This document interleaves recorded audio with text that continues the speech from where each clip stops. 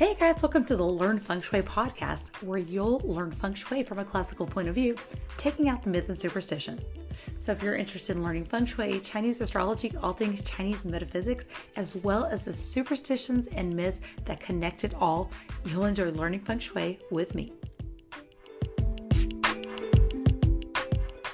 Hey guys, welcome to today's episode. I'm Candace Berlanga, certified Feng Shui practitioner and red ribbon professional with the International Feng Shui Guild, and of course, your host for the Learn Feng Shui podcast. Today, I have a fun episode. We're going to be bringing in the sacred traditions of the past into the spaces we create today.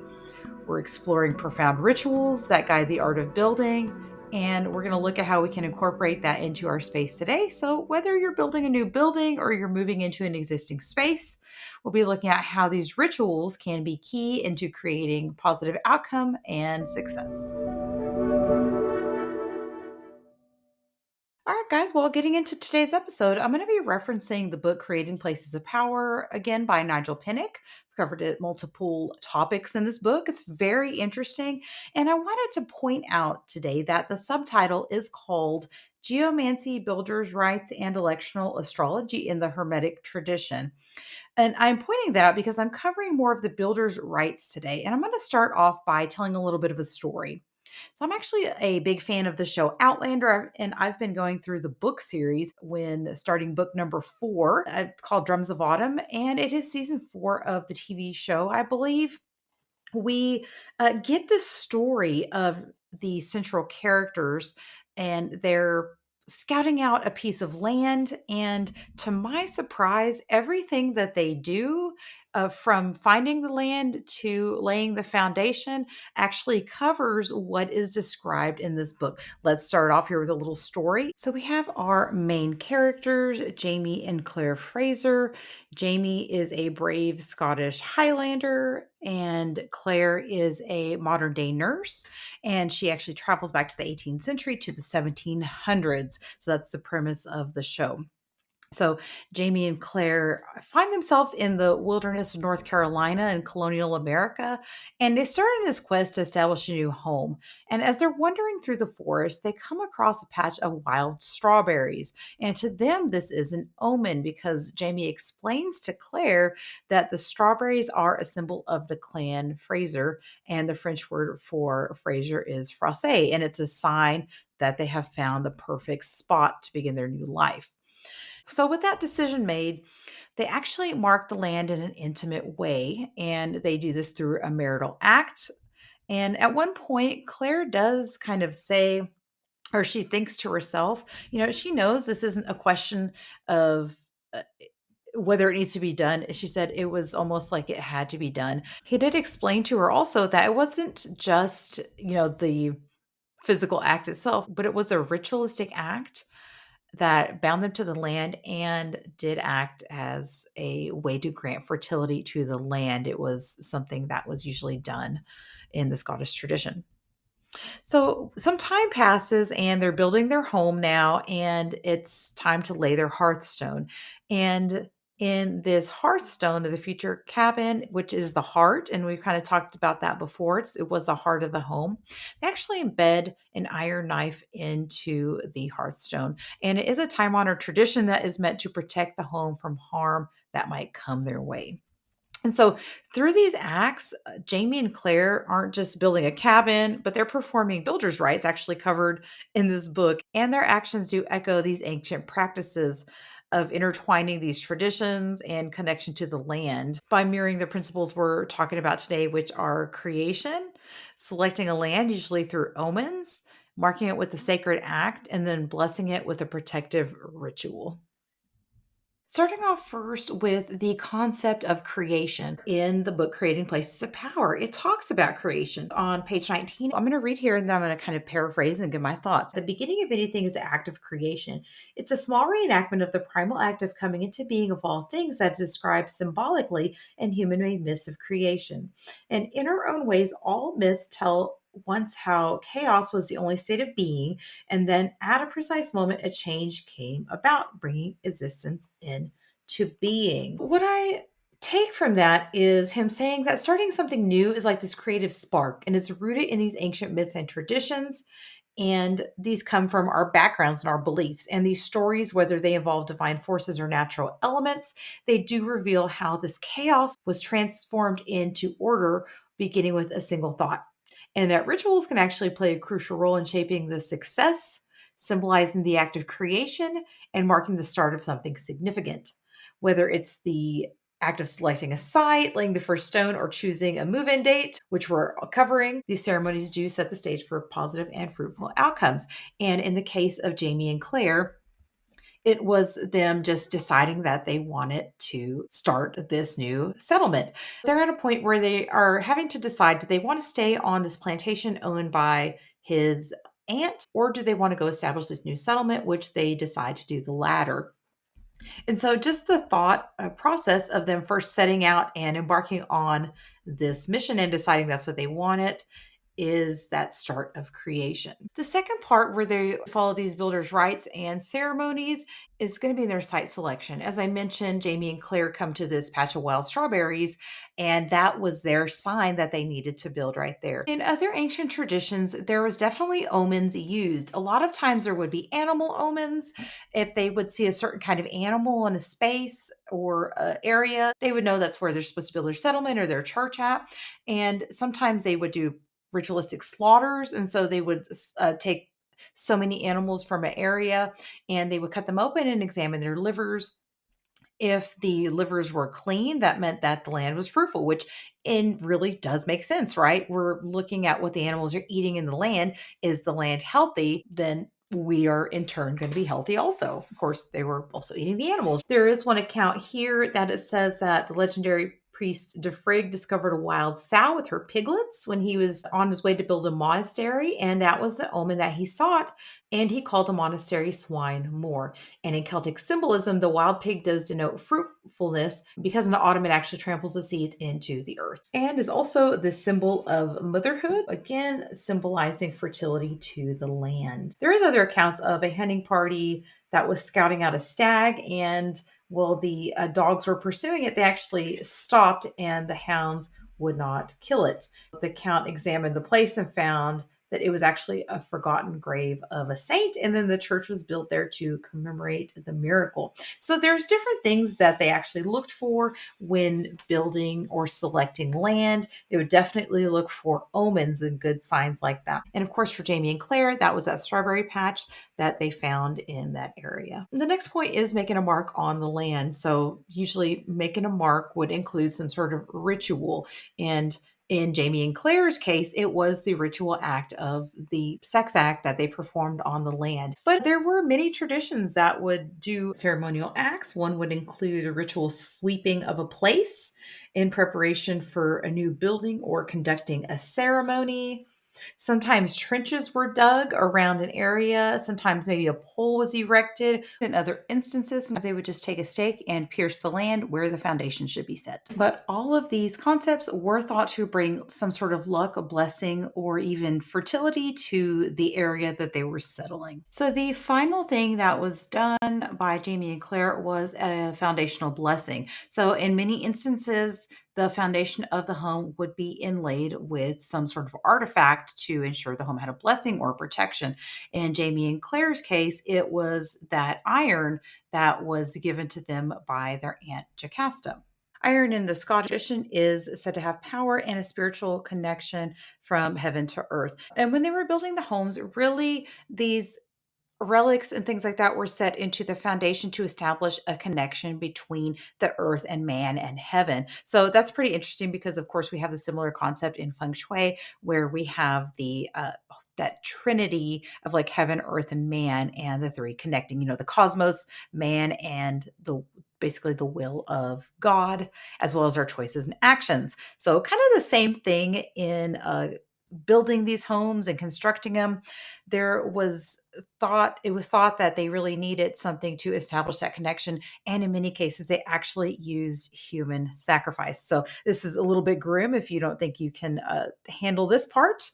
you might want to skip a few minutes here. There are several accounts in the book, and it says here that foundational sacrifice or deposits have been customary in the West since time in memoriam. So, in ancient times, we're talking about 300 BCE, very, very early on, and they would actually find bones and relics inside the foundations of buildings and churches. And although this is not seen in Jamie and Claire's story in Outlander, going through the book, we come across the pirate Stephen Bonnet. He's a character in the book. And at one point, another character is asking him how he got out to be a sea captain. Like, how did he end up in the ocean? And he talks about a time where he was almost sacrificed. He was helping construct a building. And when they were finished with the basement, they got him drunk and he passed out. And they took him to that basement and they tried to wall him up as the sacrifice for the home. Obviously, they ended up letting him live, but throughout this book and that series, we do see a lot of these ancient traditions that are brought into like the building and these builders' rights, which I just find fascinating because I'm weird, I suppose. At the beginning, Claire does find herself in the Scottish countryside before she travels back to the 1700s, and she sees a strange custom performed on the eve of Beltane. And she notices they're painting the doors, but her husband in the 1940s actually tells her that this is animal blood because a sacrifice was not put into the foundation of that home. Therefore, a blood sacrifice is needed to protect the home. It says here also in the book Creating Places of Power that apart from internment of a whole human being beneath or within the fabric of a building, there's many instances where fragments of a human being are just used. So of course, in mainstream Christian tradition, it is considered essential that some relic should be buried in fabric or held in the church so that its spiritual power will protect and sanctify the building. And human bones play a part in this Christian sacrifice practice, if not written in doctrine for doctrinaire reasons that the strong element of ancestor worship in the Christian religion is given another name, of course. So, relics such as bones of saints or artifacts deemed to have association with Jesus and his immediate entourage were placed in the foundation stones, altars, and at the top of spires in these churches. And we do know also here that many Roman Catholic churches contain pieces of dead human beings actually on public view, and they are considered to empower the sanctity of a place. Being physical witness to the cult of the ancestral dead, that is one of the key features of the Catholic Christianity. This is the book, okay? Not me. Ireland is a good case of this. It says here a grisly mummified head in the Catholic martyr Oliver Plunkett is in a glass case. And in Germany, the splendid 18th Baroque altar of Constance Cathedral contains mummified head with jewels in their eye sockets looking out at the congregation through portholes. The Cathedral of Arles in Providence, France, has a whole chapel full of wonderful golden bejeweled reliquaries that display bones, blood, and cloth of saints. Like I mentioned earlier, not always were human beings sacrificed or put into the foundation. Other times it would be animal sacrifice that could be made and put into the foundation. It also is common in many lands to mix blood with mortar. Scottish ceremonies once included smearing the foundation with human blood or killing a chicken or allowing blood to run over a stone. So, not just human blood, but the blood of other animals also. Horses were often sacrificed and put into the foundation. It wasn't only horses, but also sometimes it was like here it says German foundation customs was to bury a blind living dog. It did also seem to be customary if they were doing some work and they unearthed one of these relics that they would ceremoniously put it back. There is an account of a dog being found in the foundation under the floorboards. And in this case, it was just reburied ceremonially and put into the wooden box and just put back where it belonged. Cats were actually used quite often as the foundation and other building offering. It says here that they thought that it protected against fire and vermin, and others were buried in threshold, hearths, and chimneys. This was not limited to cats, dogs, and horses, but also cows, sheep, and pigs were found in foundations, and eggs. Eggs were actually found in foundations and said to protect a house against lightning strikes. Since the book Creating Places of Power is mostly Western European and Hermetic type of traditions, it does not cover much about Feng Shui and Eastern traditions. A little bit farther into the book, where it talks about directional influences, which I talked about in my wind episode, that is covered in there, but not the builder's rights traditions. And I actually had a little bit of a hard time finding anything about traditional like Eastern builders' rights, although we could say, I guess, feng shui in a whole as a practice could be those builders' rights. But for feng shui, when you're building a house or a new building, it is all about the assessment of the landform around it, the soil quality, and also the orientation on the land itself. So specific degrees using the Lopan, which is that feng shui compass. One interesting thing that I have talked a little bit before was Lu Ban. So Lu Ban was supposed to be the inventor of everything. That's what he's called. And he is the god of builders and contractors. And he is known for creating a long line of products that helped common people. We don't know if he really existed because there is a little myth mixed with some truth there. Coming from the China Project, I just want to read a short bit about Lu Ban. The history or of who Lu Ban was, it says here that rather like a wonder surgeon, Lu Ban's legend thrived on the weight of generations of acceptance, existing evidence trumped by past precedents and a dazzling narrative of ancient Chinese sophisticated lore. And we know that they love a good folklore. That's why I cover it here on the show. Lu Ban is a legendary figure credited with inventing a lot of labor saving tools, very numerous. And his origins trace back to a carpenter named Gong Shu Pan. So during the spring and autumn periods, which when I looked, it was about 700 to 400 BC. So, but his story has since become a blend of myth and history. So we really don't know what's what. And there's no concrete evidence of his real existence. Lu Ban is celebrated for his contributions to Chinese craftsmanship, with his name attached to everything from idioms to cultural artifacts. And he does symbolize ingenuity and industrious spirit of the Chinese people. Some of his most famous inventions are going to be the frame saw.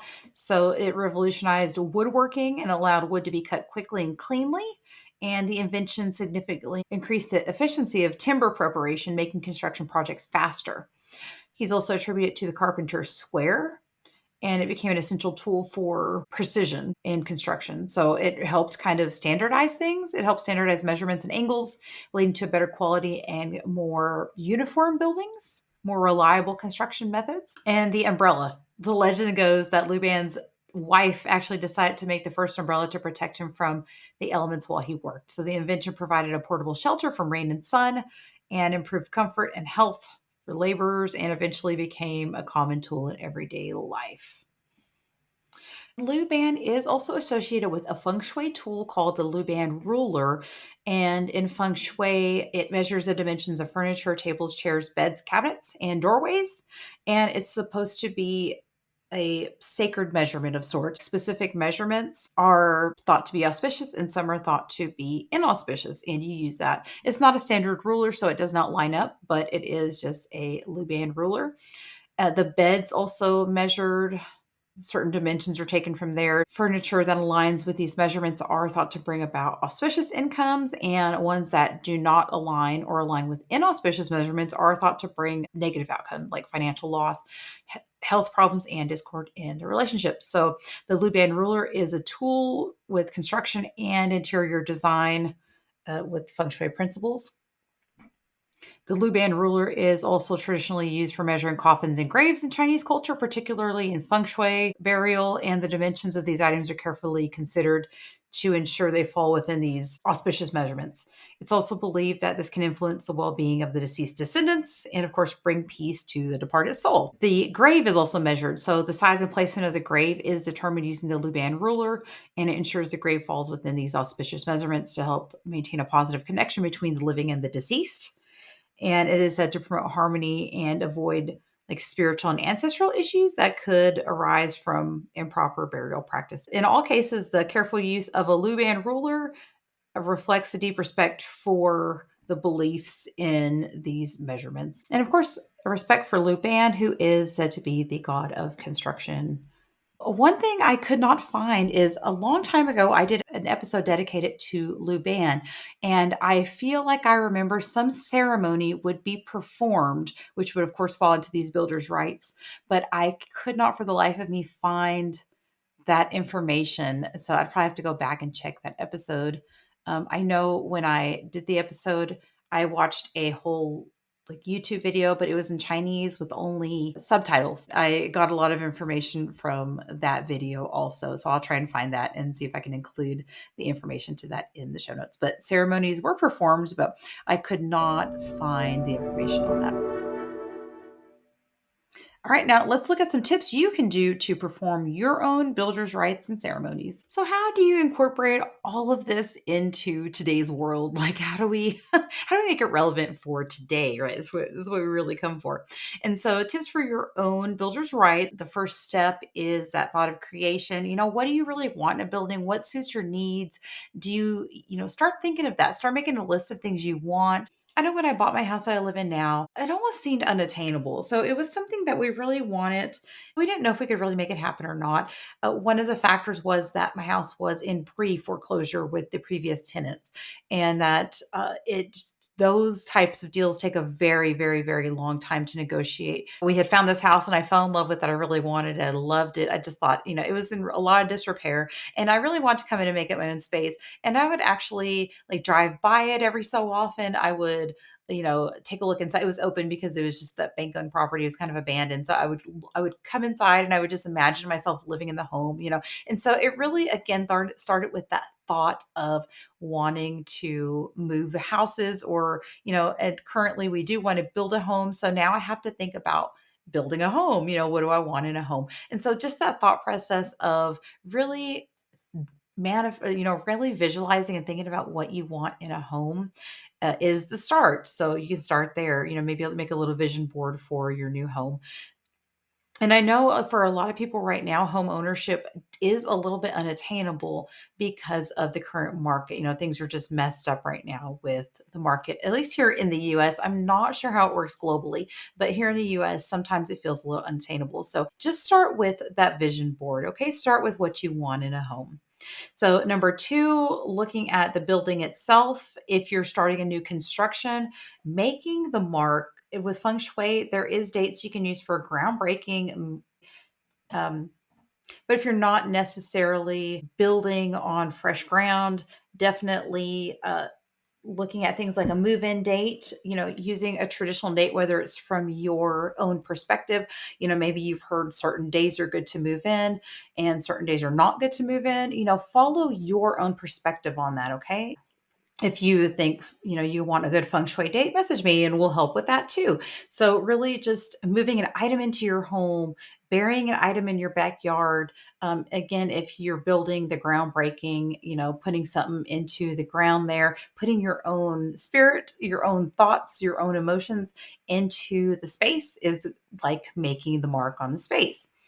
So now that we're getting into building or having a space that's already built, performing a ceremony. So making it meaningful to you. Again, we want to use something from our own traditions, our own religions, our own cultural backgrounds. So for me, that might be different from what would be meaningful to bless your home, but something that blesses it, making it meaningful according to your own faith. Maybe you invite a pastor or priest over to speak and they say a blessing over your home before you move in. Maybe you have a housewarming.